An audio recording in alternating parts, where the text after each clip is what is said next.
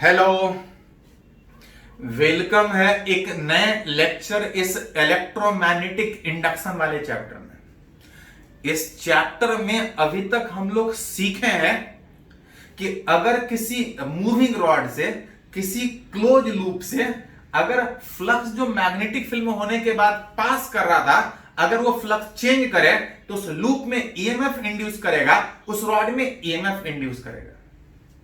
जिसमें यह भी सीखे थे कि फ्लक्स इमेजिनरी फिजिकल क्वांटिटी था, उसके हेल्प से हम लोग पहले कैलकुलेट करना सीखे कि ईएमएफ कितना इंड्यूस करेगा। बाद में पिछले 2 लेक्चर में हम लोग सीख रहे थे कि आखिर जो ईएमएफ इंड्यूस हो रहा है वो ईएमएफ क्यों इंड्यूस हो रहा है। उसी में आगे बढ़े तो इस चैप्टर में एक और टर्म है, इसको बोलते हैं सेल्फ इंडक्शन। क्या है उसको पढ़ने के लिए थोड़ा सा कुछ टर्म पहले समझने का कोशिश करते हैं। For a loop that is coil, circular भी हो सकता है, स्क्वायर, रेक्टेंगल, स्प्रिंग की तरह से लूप हो सकता है। थोड़ा सिंपल मानने के लिए मान लेते हैं इस तरह से एक सर्कुलर लूप। अगर इसमें करंट पास कर रहा होगा तो पढ़े हैं कि किसी करंट कैरिंग वायर या लूप के आसपास मैग्नेटिक फील्ड होता है। जितना अलग अलग शेप का कॉइल होगा आसपास उतना अलग अलग मैग्नेटिक फील्ड होगा। हाँ, ज्यादा तो नहीं, लेकिन इतना तो जरूर बोल सकते हैं कि उस लूप में जितना ज्यादा करंट पास करेगा आसपास मैग्नेटिक फील्ड उतना ज्यादा होगा। किसी लूप कैसा भी शेप का है, करंट पास करेगा आसपास मैग्नेटिक फील्ड होगा। मैग्नेटिक फील्ड बाहर भी होगा, मैग्नेटिक फील्ड अंदर भी।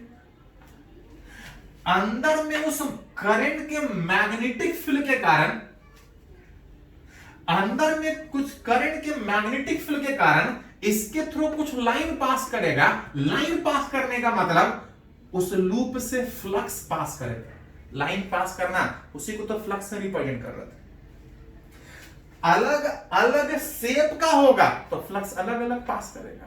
हाँ, ज्यादा तो नहीं, लेकिन इतना तो जरूर बोल सकते हैं किस करंट के कारण अंदर में जो फील्ड है, जितना ज्यादा फील्ड होगा उतना ज्यादा लाइन पास करेगा, फ्लक्स उतना ज्यादा पास करेगा।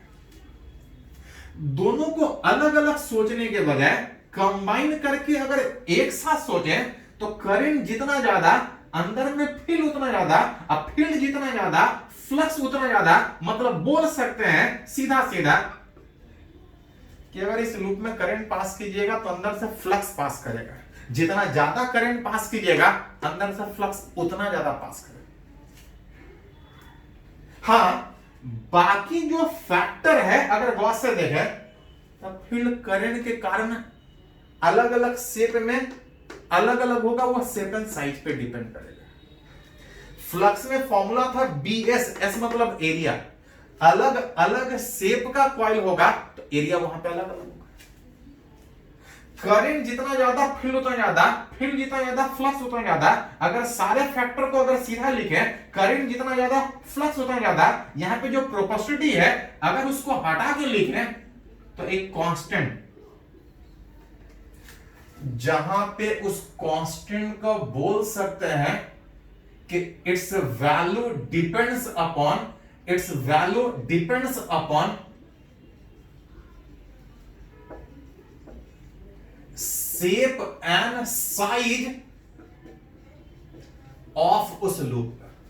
लूप अलग अलग शेप का हो सकता है। जितना अलग अलग शेप का होगा फील्ड उतना अलग अलग होने का बात होगा, फ्लक्स उतना अलग अलग होने का बात होगा। दोनों का प्रोपोर्शनलिटी यहां पे जो आएगा फैक्टर, उसको अगर L से रिप्रेजेंट कर रहा है तो उस L का जो वैल्यू होगा आप बोल सकते हैं depends upon shape and size. ये तो हुआ कि करंट पास करेगा तो फ्लक्स पास करेगा, लेकिन अगर करंट चेंज किया तो इस लूप में जो करंट पास करने का सोच रहे हैं अगर उस करंट को चेंज करे तो करंट चेंज होगा तो फ्लक्स जो उस लूप से पास कर रहा है वो भी चेंज होगा। अब फ्रॉम फैराडे लॉ कि अगर इस लूप में अगर करंट चेंज करे तो जो फ्लक्स चेंज हो रहा है, फ्लक्स चेंज होने का मतलब उस लूप में एक ईएमएफ इंड्यूस होगा। एंड फ्रॉम लेंज लॉ वो ईएमएफ इस तरह से इंड्यूस होगा कि जो चेंजेस हो रहा है उस चेंजेस को अपोज करेगा। अगर आप बढ़ाना चाहिएगा तो घटाना चाहेगा, आप घटाना चाहिएगा तो वो बढ़ाना चाहेगा।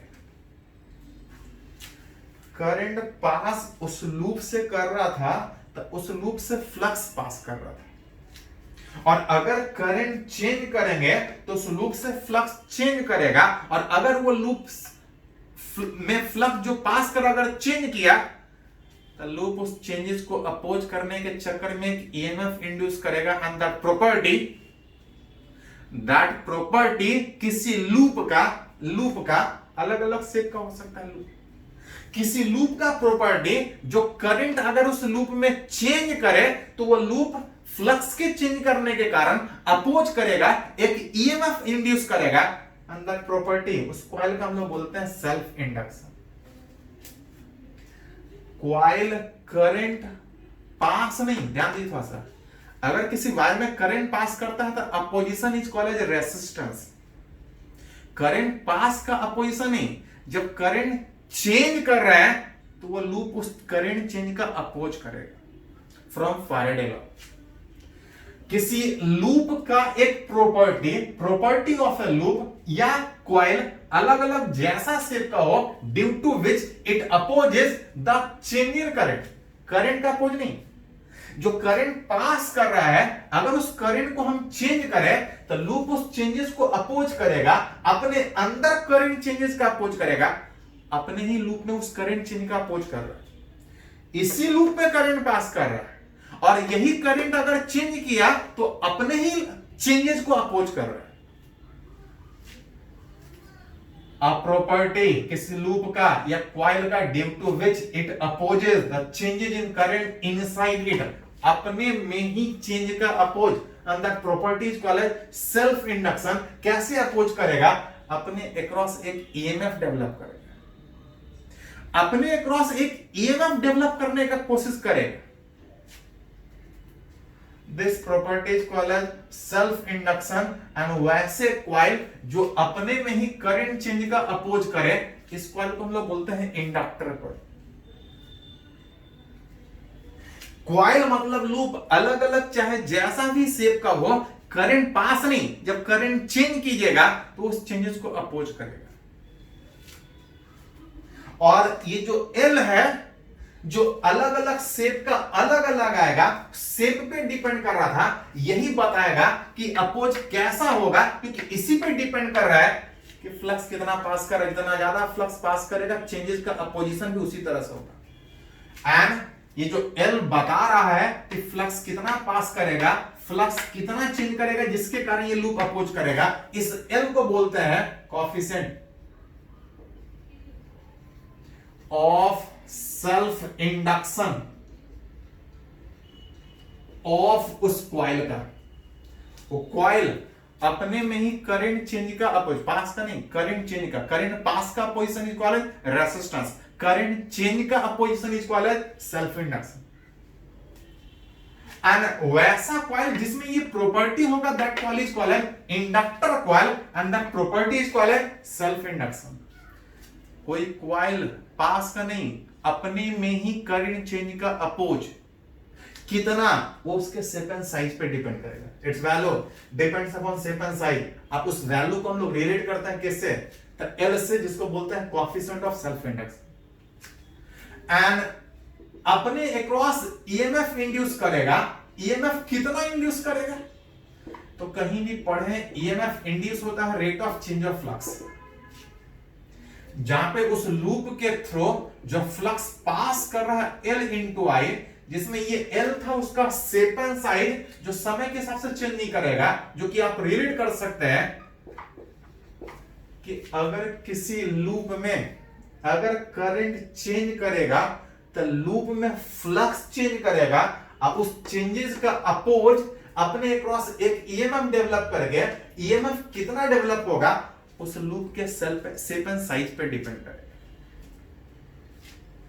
दैट इज जो सेल्फ इंडक्टेंस है, आप चाहे तो यहां से निकाल सकते हैं L बराबर 5/I, या आप चाहे तो यहां से निकाल सकते हैं E डिवाइड बाई di/dt। उस करंट चेंज के कारण, करंट चेंज कर रहे हैं, फ्लक्स चेंज करेगा, अपने अक्रॉस एक ईएमएफ डेवलप होगा। वो जो ईएमएफ डेवलप होगा इस तरह से ईएमएफ डेवलप होगा जो उस चेंजेस का अपोज करे, एंड दैट प्रॉपर्टी इस कॉइल जिसको बोलते हैं self induction, and that coil जिसमें ये प्रॉपर्टी होगा इस कॉइल इंडक्टर कॉइल। रिप्रेजेंटेशन अगर बात कीजिएगा, रिप्रेजेंटेशन ऑफ इंडक्टर कॉइल अगर बात करें तो किसी भी इंडक्टर कॉइल को इस तरह से एक स्प्रिंग की तरह से रिप्रेजेंट करते हैं। कॉइल मतलब वायर, कैसा शेप का, कैसा भी शेप का हो सकता है, सर्किल हो सकता है, ट्रायंगल शेप का, स्क्वायर शेप का, हेलिकल स्प्रिंग की तरह से जैसा भी शेप का हो। इसके अंदर करंट पास नहीं, करंट पास का opposition is called as resistance. अगर इसमें करंट चेंज करें, ये क्या है, एक स्प्रिंग नहीं, रिप्रेजेंटेशन इस कॉइल का। कैसा कॉइल, एक ऐसा कॉइल जो अपने में ही करंट चेंज का अपोज करे। जो अपोज करेगा वो कैसे अपोज करेगा, तो अपने अक्रॉस एक ईएमएफ E बराबर L इंटू डी.आई.बाई.डी.टी। ईएमएफ मतलब अपने अक्रॉस एक पोटेंशियल डिफरेंस क्रिएट करेगा, एक ऐसा पोटेंशियल डिफरेंस क्रिएट करेगा जो चेंजेस का अपोज करे, पास का नहीं। अगर करंट चेंज कीजिएगा, अगर आप करंट बढ़ाना चाहिएगा तो ये घटाना चाहेगा उल्टा में ईएमएफ डेवलप करके। अगर करंट घटाना चाहिएगा तो अपने अक्रॉस एक ईएमएफ डेवलप करके उस करंट को बढ़ाना चाहिए। उसको सिंबल में इस तरह से रिप्रेजेंट करता है। ध्यान दीजिए थोड़ा सा, अभी तक कहीं भी सर्किट में बैटरी होता था, एक रेजिस्टेंस होता था जो करंट पास का अपोज करता था, एक कैपेसिटर सी होता था। अब आपके सर्किट में एक और एलिमेंट जुड़ेगा कि अगर कहीं बैटरी अगर किसी सर्कुलर लूप या क्लोज लूप से अगर कनेक्ट कीजिएगा तो वहां पे एक वोल्टेज डेवलप होगा। वोल्टेज तब डेवलप होगा जब करंट पास नहीं, करंट चेंज करेगा। तो वोल्टेज का यूज कैसे करेंगे, पहले इसको थोड़ा सा नोट कर लीजिए तो आगे हम लोग सीखते हैं। पहले इसको नोट कीजिए थोड़ा सा।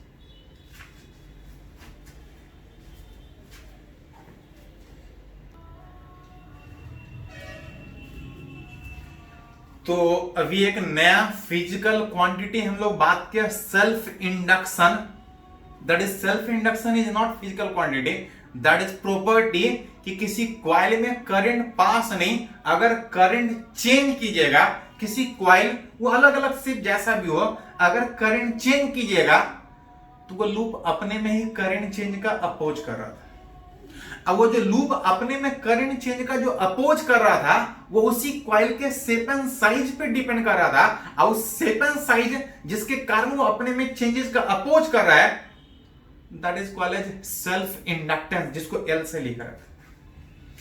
एक नया फिजिकल क्वांटिटी है। आगे बढ़ने से पहले थोड़ा सा इसका डायमेंशन रिलेट करते हैं। थोड़ा पहले रिलेशन निकाले थे कि इस L को आप चाहें तो फाई बटा आई लिख सकते हैं कि करंट पास करने से फ्लक्स कितना पास कर रहा है, क्योंकि ये चेंज करेगा तो ये भी चेंज करेगा। अब वो चेंजेस का अपोजिशन कितना होगा उस कॉइल के नेचर पे डिपेंड करेगा। कैसे अपोज करेगा, तो करंट चेंज करने के कारण अपने अक्रॉस एक ईएमएफ इंड्यूस करेगा। डायमेंशन आप चाहें तो यहां से भी रिलेट कर सकते हैं, आप चाहें तो यहां से भी रिलेट कर सकते हैं। अगर हम यहां से रिलेट करें तो ये E इज ईएमएफ, ईएमएफ का डिफिनेशन अगर याद कीजिए तो ईएमएफ था work done per unit charge. इसको आप बोल सकते हैं कि DI मतलब करंट चेंज, मतलब एक तरह का current by time, dt is small time, एक तरह का टाइम।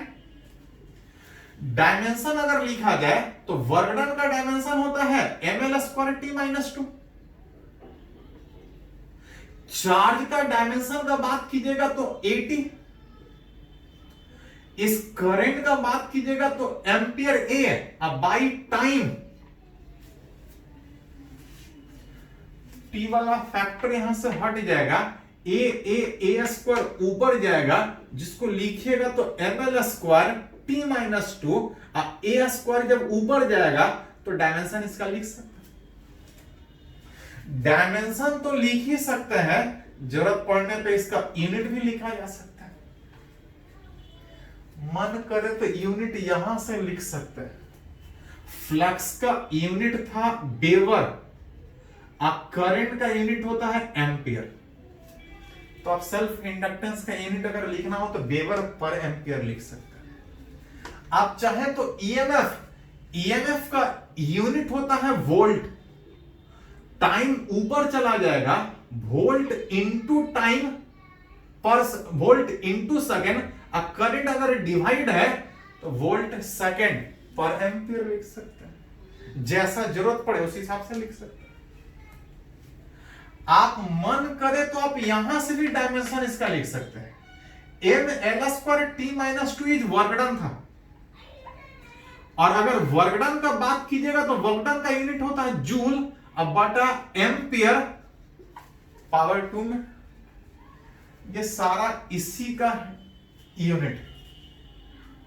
हाँ, इसी को आप चाहें तो सिंगल लेटर इस फ्लक्स का यूनिट हेनरी, जिसको कैपिटल एच से रिप्रेजेंट कर सकते हैं। जनरली ये यूज होता है, लेकिन ये सब भी उसी फिजिकल क्वांटिटी का यूनिट है, सारा एक ही का यूनिट है। मन करे तो कोई भी यूज कर सकते हैं।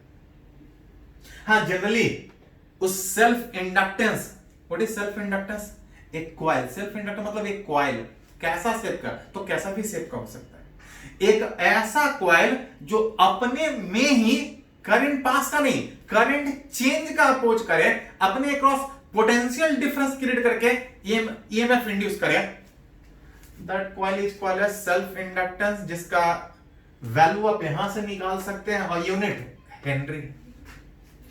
ध्यान रखिए, अब आपके सर्किट में जो अभी तक एक बैटरी होता था, कहीं लूप में करंट पास, चार्ज पास करने का बात था, किसी लूप में अभी तक बैटरी होता था, एक रेसिस्टेंस होता था, ज्यादा से ज्यादा एक कैपेसिटर होता था, लेकिन अब आपके सर्किट में एक इंडक्टर भी होगा। इंडक्टर मतलब कि कहीं कोई लूप में बैटरी कनेक्टेड है, और अगर एक लूप वहां पे है, तो लूप है तो रेसिस्टेंस तो होगा ही होगा, साथ साथ अगर करंट चेंज करने का सोच रहे हैं तो लूप में एक और प्रॉपर्टी, कौन सा प्रॉपर्टी? कि वहां पे एक सेल्फ इंडक्टेंस एल का भी बात है। इसको सर्किट में कैसे यूज करते हैं, चलिए एक छोटा सा एग्जांपल से ही सीखते हैं। मान लेते हैं कि सर्किट का कोई एक छोटा सा सेगमेंट, और कुछ होगा सर्किट में, करंट पास कर रहा होगा। हम टोटल सोचने के बजाय सर्किट के एक सेगमेंट सोच रहे हैं, ए और बी, जिस सर्किट में एक रेसिस्टेंस है, कुछ होगा रेसिस्टेंस, मान लेते हैं रेसिस्टेंस 10। सर्किट में एक रेसिस्टेंस है, एक बैटरी जिसका ईएमएफ कुछ होगा, मान लेते हैं विच 20 वोल्ट कुछ होगा, और इसमें एक इंडक्टेंस कॉइल, इंडक्टेंस कॉइल मतलब एक लूप, सर्किल, ट्रायंगल, स्क्वायर जैसा भी, जिसका कुछ सेल्फ इंडक्टेंस है, मान लेते हैं 5 हेनरी कुछ है, कुछ होगा 1 2 3 4 कुछ देखा ना मेरे। इसमें करंट पास कर रहा है, करंट ऐसा भी पास कर सकता है, ऐसा भी पास कर सकता है, वो डिपेंड करेगा बाकी सर्किट कहां पे है, कैसा, कौन कौन सा और एलिमेंट उसमें जोड़ा है। मान लेते हैं इस तरह से कोई करंट पास कर रहा है, सर्किट का एक सेगमेंट दिया है, अब पूछा जा रहा है इस ए और बी के बीच का पोटेंशियल डिफरेंस कितना। वो भी कंडीशन में कि अगर इस सर्किट में जो करंट पास कर रहा है, अगर 5 एम्पियर पास कर रहा है, इस सर्किट में जो करंट पास कर रहा है 5 एम्पियर पास कर रहा है, आज जो करंट चेंज हो रहा है, करंट चेंज नहीं हो रहा है, बोल रहा है 5 ही एम्पियर का हमेशा सेम ही करंट पास कर रहा है। अब तब आपसे पूछा जा रहा है कि अगर ऐसा है तो इस ए और बी के बीच का पोटेंशियल डिफरेंस कितना है।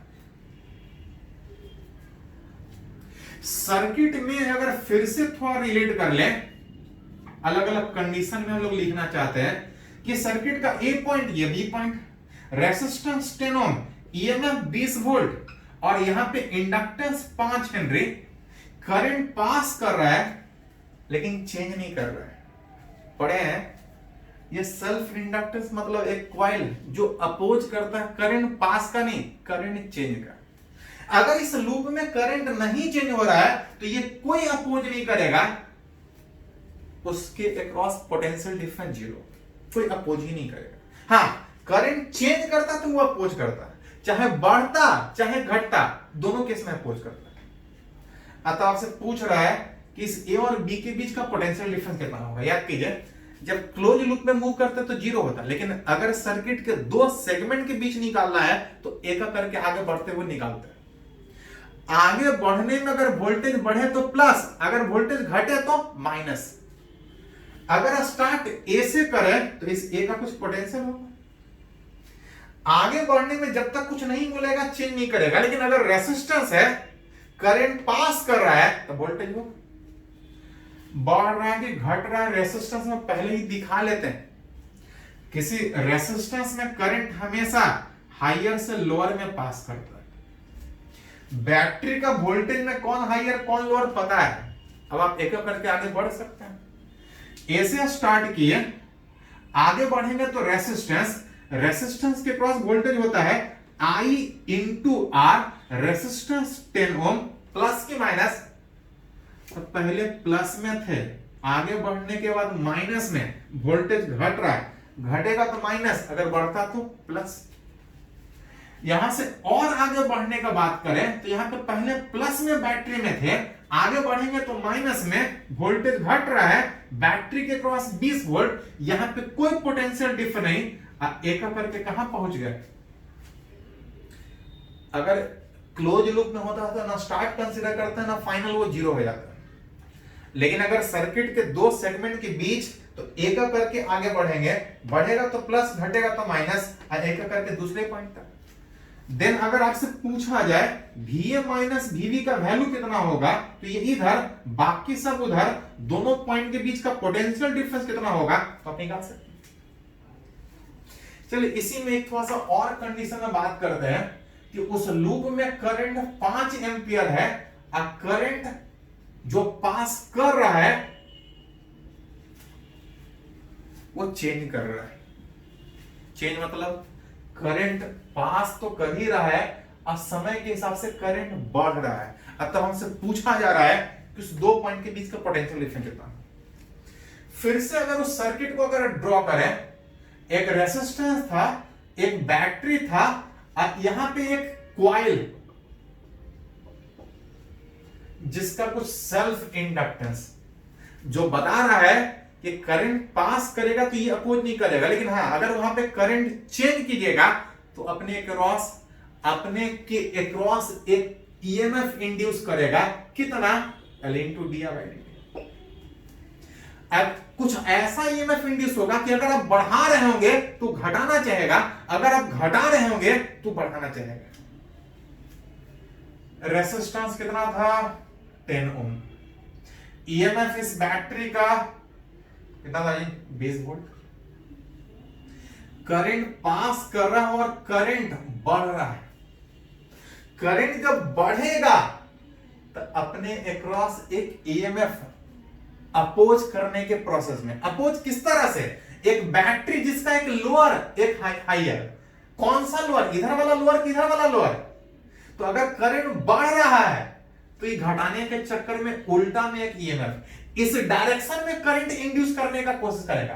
पास इधर कर रहा है, लेकिन जब बढ़ाइएगा तो ये उल्टा में अपोज करेगा, उल्टा में एक बैटरी इंड्यूस करेगा जिसका ये वाला हायर और ये वाला लोअर होगा।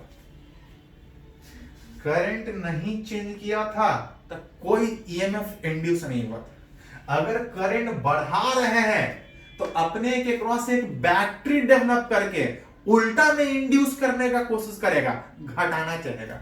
उल्टा का मतलब एक सोर्स की तरह से उल्टा तब होगा जब ये लोअर होगा, ये हायर होगा। अपने के क्रॉस ईएमएफ, ये प्लस ये माइनस, कितना ईएमएफ? तो सेल्फ इंडक्टेंस 5, अब करंट चेंज 2, अपने अक्रॉस पोटेंशियल डिफरेंस, कितना पोटेंशियल डिफरेंस? तो 10 वोल्ट। कौन सा हायर? ये हायर ये लोअर। लेकिन हमसे वो नहीं पूछा, हमसे पूछ रहा है कि अगर ऐसा है तो इस ए और बी के बीच का पोटेंशियल डिफरेंस कितना है। स्टार्ट अगर यहां से करें, आगे बढ़ने में बढ़ेगा वोल्टेज तो प्लस, घटेगा तो माइनस। रेसिस्टेंस में पहले दिखाते हैं, करंट अगर इधर दिया है मतलब ये करंट ये हायर होगा ये लोअर होगा, क्योंकि रेसिस्टेंस में करंट पास करता है हायर से लोअर। आगे बढ़ेंगे, प्लस से माइनस वोल्टेज घट रहा है, I into R, current I है, resistance 10 I into R. Battery के क्रॉस हायर लोअर हमको पता है, आगे बढ़ने में ये प्लस ये माइनस वोल्टेज घट रहा है। इस इंडक्टर्स के क्रॉस अगर बात कीजिएगा तो ये प्लस ये माइनस, आगे बढ़ने में वोल्टेज घट रहा है, वोल्टेज उसके क्रॉस कितना घट रहा है 10, एक करके कहां पहुंच जा रहा है बी। थोड़ा सा अरेंज कीजिएगा तो आ जाएगा Vm माइनस Vb बराबर 70 और 1 80 वोल्ट। करंट पास वही कर रहा था लेकिन चेंज नहीं कर रहा था। जब करंट चेंज किया तो यहाँ पे एक कॉइल है, कॉइल का मतलब एक लूप है, अलग अलग शेप कैसा भी हो सिंबल में ऐसा ही दिखाता है। अपने के क्रॉस ईएमएफ डेवलप करेगा L into D, plus minus तो उससे कोई फर्क नहीं पड़ेगा, वो देखने के पहले ही कि हेल्प में है कि अपोज में। जैसे एक और एग्जांपल अगर बात करें, इसी में करंट वही पास कर रहा है, अब करंट बढ़ने के बजाय बोल रहा करंट इस बार घट रहा है। सर्किट के इस छोटे से सेगमेंट में एक यहां पे लूप है, अलग अलग कोई भी शेप का हो सकता है, जो करंट पास का नहीं करंट चेंज का अपोज करेगा। अपोजिशन कितना होगा उस कॉइल के नेचर शेप एंड साइज पे डिपेंड करेगा, जिसको हम सेल्फ इंडक्टेंस L से लिख रहे थे, जिसका वैल्यू दिया हुआ था। एक बैटरी जिसका ईएमएफ दिया है, एक रेसिस्टेंस 10 वोल्ट जिसमें करंट पास कर रहा था, पास तो कर ही रहा था, करंट घट रहा था। जब करंट घटेगा तो ये कॉइल उस चेंजेस को अपोज करेगा। इंडक्टेंस मतलब एक प्रॉपर्टी, किसी कॉइल चाहे जैसा भी शेप का हो उस चेंजेस को अपोज। अगर हम घटाना चाह रहे हैं तो अपने एक पास एक बैटरी डेवलप करके बढ़ाना चाहेगा। बढ़ाने का मतलब सेम डायरेक्शन में करंट इंड्यूस, सेम डायरेक्शन में ईएमएफ इंड्यूस करने का कोशिश करेगा। एक सोर्स की तरह से काम करेगा जो करंट बढ़ाने का कोशिश करेगा। करंट इधर पास कर रहा है, हम घटा रहे हैं, सेम डायरेक्शन में बैटरी इंड्यूस करके करंट बढ़ाना चाहेगा। L का वैल्यू 5 और di/dt कौन हायर कौन सा लोअर, तो ये लोअर ये वाला हायर, इसमें ठीक उल्टा था। इसमें कोई पोटेंशियल डिफरेंस डेवलप नहीं हो रहा था क्योंकि करंट चेंज ही नहीं कर रहा था। अगर ओवरऑल इस A और B के बीच लिखें, करंट रेसिस्टेंस के क्रॉस हायर से लोअर पास करता है। एक करके आगे बढ़ने में प्लस से minus I 5 ampere into resistance, plus से माइनस माइनस, माइनस से प्लस, प्लस एक करके B तक, BA minus BB 70 plus 10 which is 60 volt. अभी तक आपके सर्किट में एक बैटरी होता था, एक रेसिस्टेंस होता था, एक कैपेसिटर होता था। अब आपके सर्किट में एक और एलिमेंट हमेशा के लिए जुड़ गया, इंडक्टेंस। इंडक्टेंस मतलब एक कॉइल चाहे जैसा भी शेप का, एक ऐसा कॉइल जो करंट पास नहीं करंट चेंज का अपोज करे। उसको लिखते कैसे हैं L से, इसको बोलते क्या है self inductance. Self induction is property, इसको बोलते हैं सेल्फ इंडक्टेंस या इंडक्टर कॉइल बोलते हैं उसको, जिसका वैल्यू किस पे डिपेंड कर रहा था, उसके शेप एंड साइज पे। पहले इसको थोड़ा सा नोट कीजिए तो कुछ आगे और बढ़ते हैं हम लोग, इसको नोट कर लीजिए।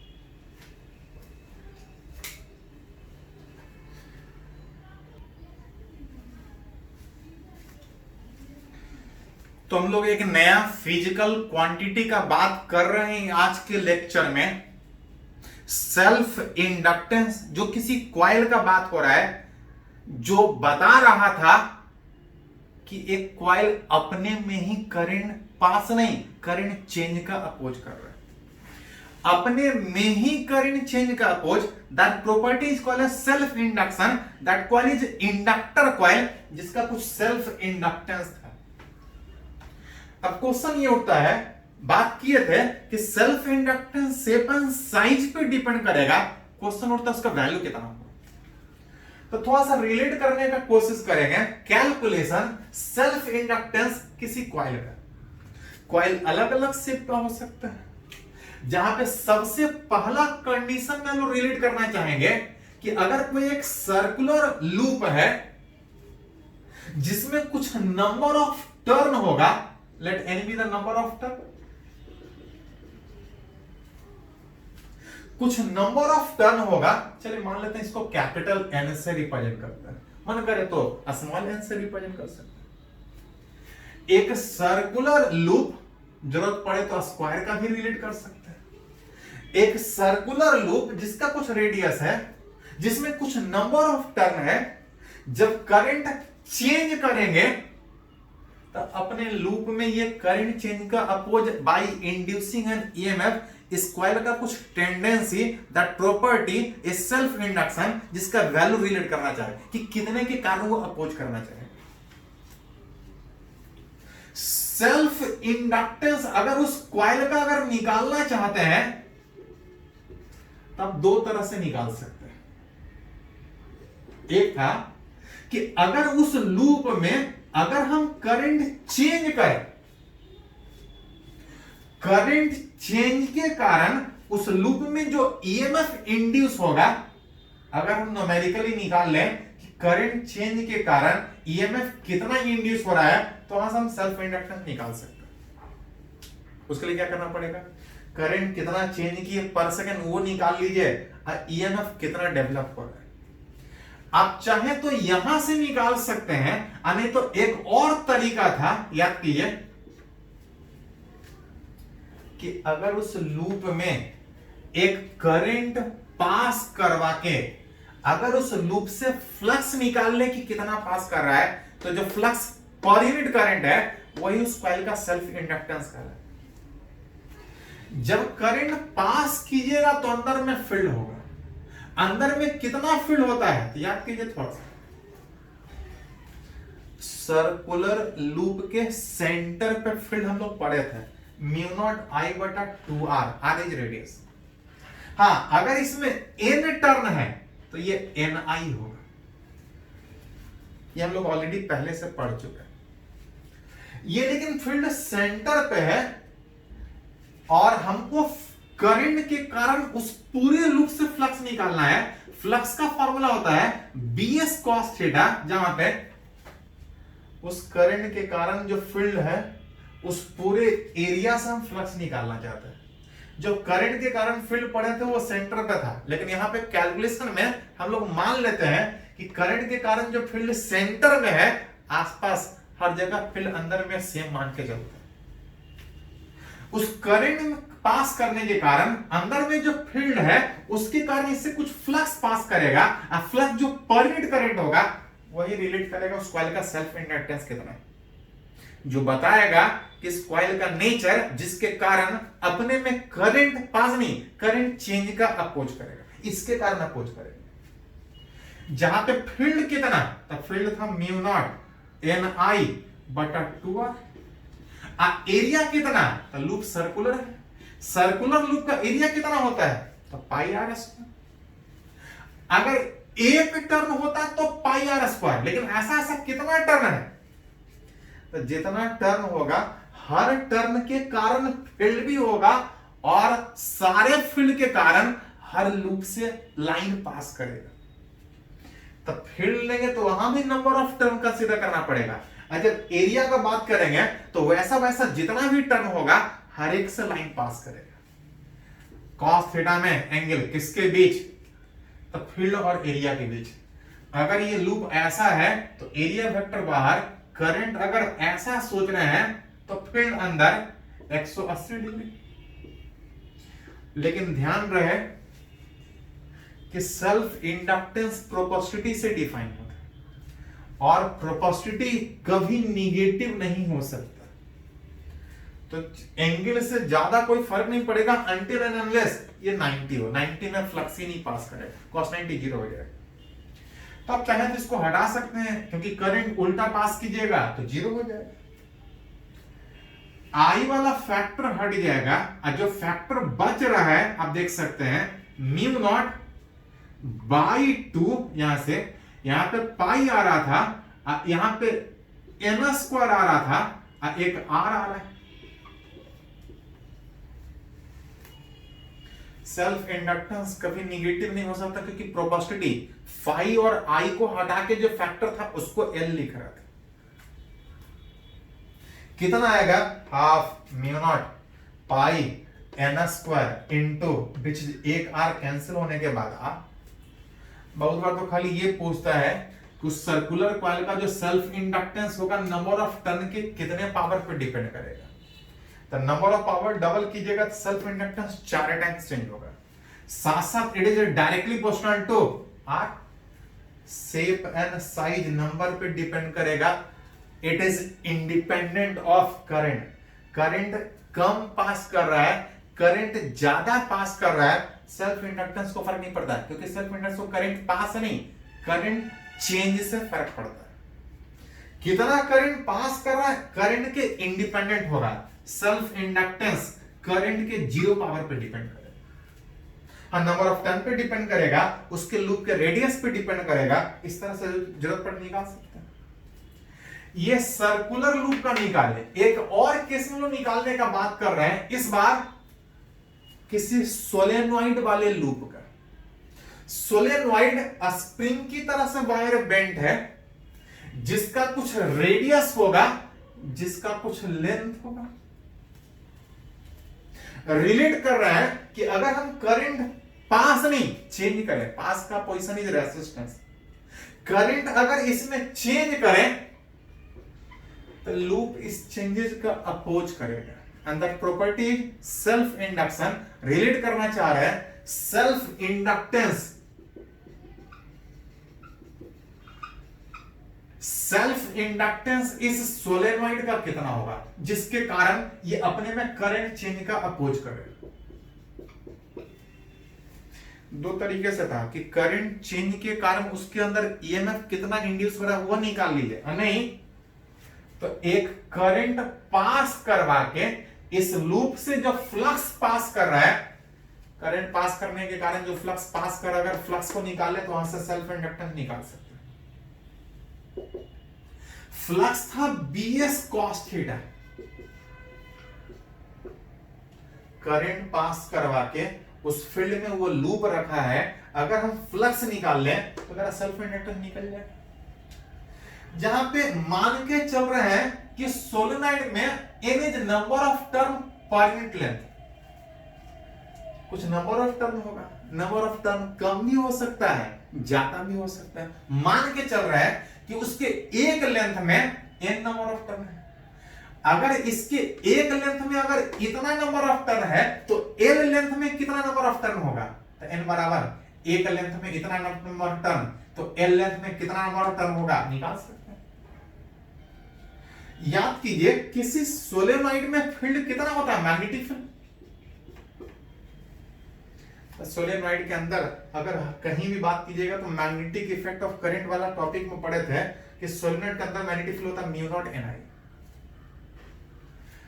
इस फील्ड के कारण इस लूप से लाइन पास करेगा, कुछ एरिया होगा। कितना एरिया होगा, तो ये सर्कुलर लूप, सर्कुलर लूप का एरिया पाई आर स्क्वायर।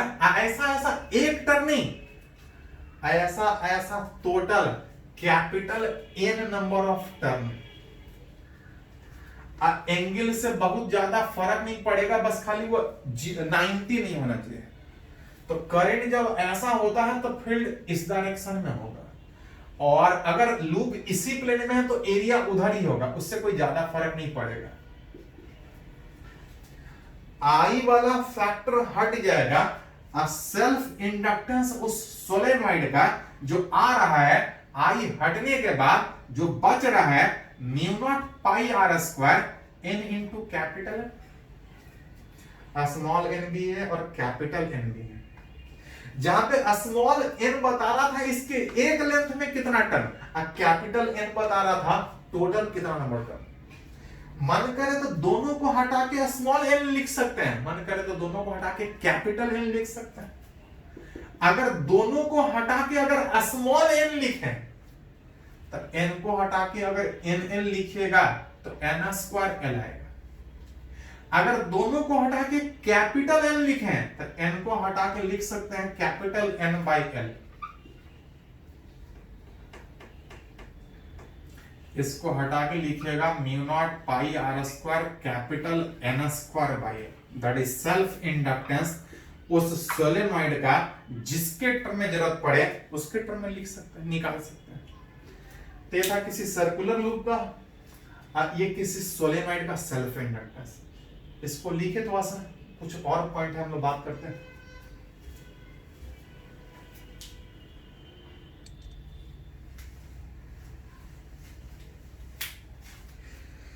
तो लोग बात किए कि एक नया सर्किट का एक एलिमेंट, सर्किट का एलिमेंट मतलब एक कॉइल जिसमें अपने में ही करंट चेंज का अपोजिशन का टेंडेंसी था, that coil is inductor coil. अब सर्किट में एक इंडक्टर भी आपको मिलेगा। देख रहे थे कि जो इंडक्टर था, जो कॉइल था, करंट चेंज का अपोज करता था।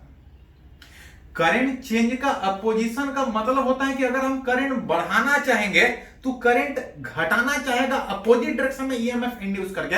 अगर हम करंट घटाना चाहेंगे तो बढ़ाना चाहेगा। एक चीज ध्यान दीजिए थोड़ा सा कि घटाना आसान है, करंट अगर हम बढ़ा रहे होंगे तो उल्टा में ईएमएफ इंड्यूस करके वो घटाना चाहेगा, अपोज करेगा। घटाना आसान है लेकिन बढ़ाना मुश्किल है। हम बढ़ा रहे होंगे तो घटाने का कोशिश करेगा, अगर हम घटा रहे होंगे तो बढ़ाने का कोशिश करेगा। अगर हम करंट घटा रहे होंगे तो करंट बढ़ाने का कोशिश करेगा। बढ़ाने की कोशिश मतलब उसके पास जरूर कुछ एनर्जी होगा, तभी ना बढ़ा पाएगा, तभी ना कुछ वर्क कर पाएगा। तो वही रिलेट करना चाह रहे हैं कि किसी कॉइल में वर्क करने का कुछ टेंडेंसी था, कुछ एनर्जी होगा, तभी जब हम करंट घटा रहे होंगे तो बढ़ाने का कोशिश करेगा। क्वेश्चन तो एनर्जी आया तो आया कहां से और कितना आया।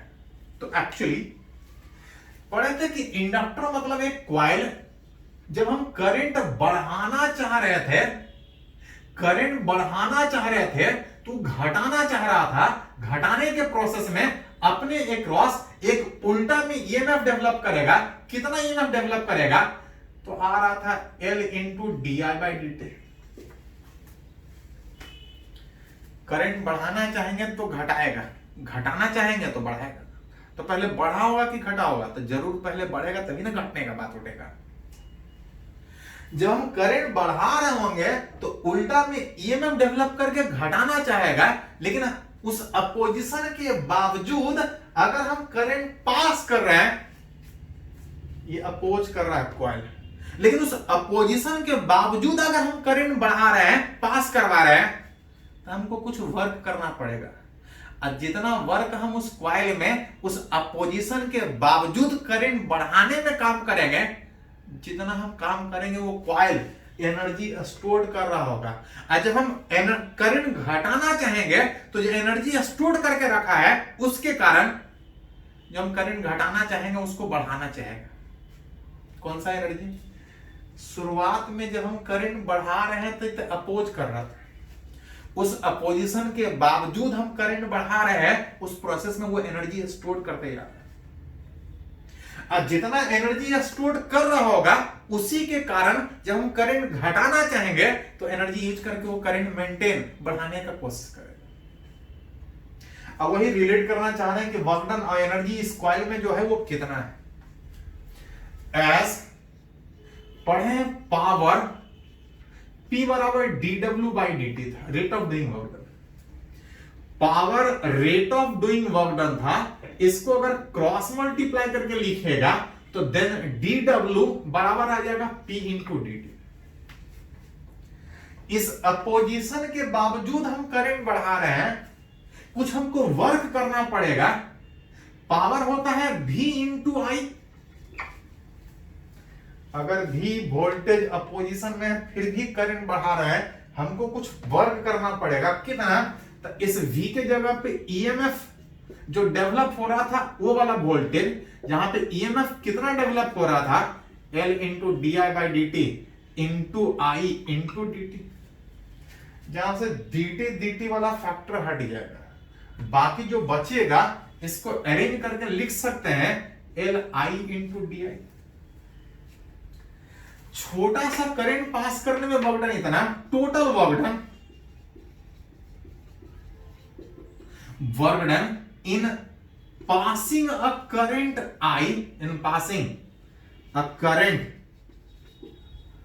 From 0 to I। मान लेते हैं कि पहले से कोई करंट नहीं पास कर रहा था, करंट पास करने में कुछ वर्क करना पड़ेगा क्योंकि ये लगातार अपोज कर रहा होगा। 0 से I पास करवाने में कितना वर्क करना पड़ा होगा तो आप निकाल सकते हैं। W बराबर इसका इंटीग्रेशन में करंट के इंडिपेंडेंट था self inductance I into D I, which 0 से I तक अरेंज कीजिएगा तो इसको निकाल सकते हैं। ये बिल्कुल वैसा ही है जैसे कैपेसिटर में था हाफ सी भी स्क्वायर। यहां पे करंट का अपोजिशन था इंडक्टेंस, एनर्जी जो वर्क डन होगा हाफ एल आई स्क्वायर। और जितना काम किए हैं वही एनर्जी के रूप में स्टोर होगा। This energy, this work done is stored in the form of potential energy, in the form of potential energy in magnetic field of उस इंडक्टर कॉइल। ध्यान दीजिए, इलेक्ट्रोस्टैट में सीखे थे कि कहीं भी जो एनर्जी स्टोर होता है वो उसके इलेक्ट्रिक फील्ड में होता है। उसी तरह से यहाँ पे जब करंट पास करेंगे तो इस कॉइल के अंदर जो मैग्नेटिक फील्ड है उसी मैग्नेटिक फील्ड में जितना हम वर्क कर रहे हैं वो सारा का सारा एनर्जी के रूप में स्टोर होगा। विच जितना वर्क डन उतना ही एनर्जी, कितना वर्क डन तो आ रहा था half L into I square. इसी में एक फैक्टर और हमसे पूछा जाता है जिसको हम बोलते हैं एनर्जी डेंसिटी। ये बता रहा था उस कॉइल में टोटल कितना एनर्जी स्टोर्ड है, और कहीं भी जो एनर्जी स्टोर्ड अगर हम पर यूनिट वॉल्यूम निकालें, एनर्जी स्टोर्ड कहां पे उस कॉइल के अंदर, अब उसके एक वॉल्यूम में जितना एनर्जी स्टोर्ड है इसको बोलते हैं एनर्जी डेंसिटी। अगर थोड़ा सा निकालने का कोशिश करें फॉर सोलेनॉइड, कॉइल कैसा भी हो उसका सेल्फ इंडक्टेंस पता है, उससे करंट कितना पास किया अगर पता है तो टोटल कितना एनर्जी स्टोर होगा निकाल सकते हैं। लेकिन एनर्जी स्टोर के बजाय अगर उसका एनर्जी डेंसिटी निकाला जाए, क्या निकालने का सोच रहे हैं? एनर्जी डेंसिटी किसका? किसी सोलेनॉइड का। इसमें पढ़े हैं इसका कुछ लेंथ होगा, कुछ रेडियस होगा, कुछ नंबर ऑफ टर्न होगा, कुछ टोटल नंबर ऑफ टर्न होगा। ये था number of turn per unit length, total number of turn. Relate करना चाह रहा है कि इसके मैग्नेटिक फील्ड में जो एनर्जी स्टोर्ड है उसके एक वॉल्यूम में कितना एनर्जी स्टोर्ड है। एनर्जी डेंसिटी इस मैग्नेटिक फील्ड में which energy by volume, energy कितना था तो energy half L I square. अब वॉल्यूम कितना, तो जो भी एनर्जी स्टोर होता है उस मैग्नेटिक फील्ड में, सोलेनॉइड में जो भी फील्ड होता है उस कॉइल के बीच में, मैग्नेटिक फील्ड इसके बीच में होगा। कितने वॉल्यूम है तो इसका एरिया हो जाएगा पाई आर स्क्वायर। लेंथ अगर एल है तो सिलिंड्रिकल वॉल्यूम में सारा एनर्जी स्टोर होगा हाफ एल आई स्क्वायर बटा पाई आर स्क्वायर। जहां पे एल इज तो पढ़े एल इज सेल्फ इंडक्टेंस, जो थोड़ा देर पहले निकाले थे, आ रहा था mu nought pi R square small N into capital. मन करे तो दोनों को स्मॉल एन में लिख सकते हैं, मन करे तो दोनों को कैपिटल एन में लिख सकते हैं। अगर दोनों को स्मॉल एन के टर्म में लिखे तो एन को हटा के स्मॉल एन में लिखेगा तो mu nought pi R square N square by L. Then जो एनर्जी डेंसिटी उसके एक वॉल्यूम में था विच हाफ एल, एल को हटा के लिखेगा mu nought pi R square N square by L into I square and divide by pi R square. Sorry थोड़ा सा एन बराबर था स्मॉल एन इंटू एल में अगर लिखिएगा तो एन स्क्वायर एल आएगा, स्मॉल एन। थोड़ा सा यहाँ पे चेंज करना पड़ेगा, N square L into I square divide by, यहाँ पे था पाई आर स्क्वायर एल, कुछ कैंसिल होगा, पाई आर स्क्वायर एल हट जाएगा, और जो बच रहा है आप अगर अरेंज कीजिएगा, mu not an square I square divide by 2। इसको थोड़ा सा अरेंज कीजिएगा, म्यू नॉट एन आई का whole square divide by 2 mu nought, कुछ नहीं, म्यू नॉट एक था, बाकी सब स्क्वायर था, एक म्यू नॉट से मल्टीप्लाई कर दिए तो ये मैग्नेटिक फील्ड सोलेनॉइड का आ गया।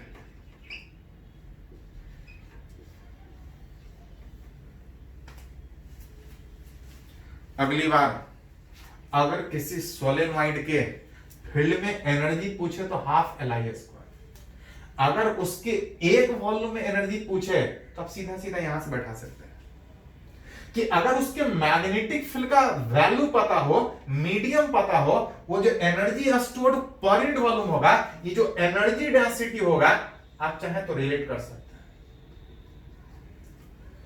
इसके एक वॉल्यूम में कितना एनर्जी स्टोर्ड है यहां से निकाल सकते हैं। ध्यान रखिए थोड़ा सा, ये रिलेशन निकाले हैं सोलेनॉइड के लिए, लेकिन अगर बात कीजिएगा तो this relation is valid for all magnetic field. जहां कहीं भी मैग्नेटिक फील्ड होगा वहां पे एनर्जी स्टोर होगा। सोलेनॉइड के केस में देखें, किसके करंट के कारण जो फील्ड है, उसके फील्ड के एक वॉल्यूम में इतना एनर्जी स्टोर है, निकाले सोलेनॉइड के लिए। लेकिन अगली बार अगर जरूरत पड़े तो ये रिलेशन कहीं भी जहां भी फील्ड है, मैग्नेटिक फील्ड है, उसके एक वॉल्यूम में कितना एनर्जी, तो आप यहां से रिलेट कर सकते हैं। हाँ, निकाले भले सोलेनॉइड के लिए है, लेकिन ये सारे रिलेशन, सारे फील्ड के लिए रिलेशन वैलिड है। जस्ट लाइक कैपेसिटर में भी इसी तरह से हुआ कि कैपेसिटर में एनर्जी स्टोर निकाले थे पैरेलल प्लेट कैपेसिटर के एक वॉल्यूम में, जिसको एनर्जी डेंसिटी बोल रहे थे, निकाले थे उसके एक वॉल्यूम में पैरेलल प्लेट कैपेसिटर के बीच। अब बाद में वही रिलेशन हर जगह वैलिड था, बिल्कुल उसी तरह से यहां भी। चलिए इसको थोड़ा सा नोट कर लीजिए।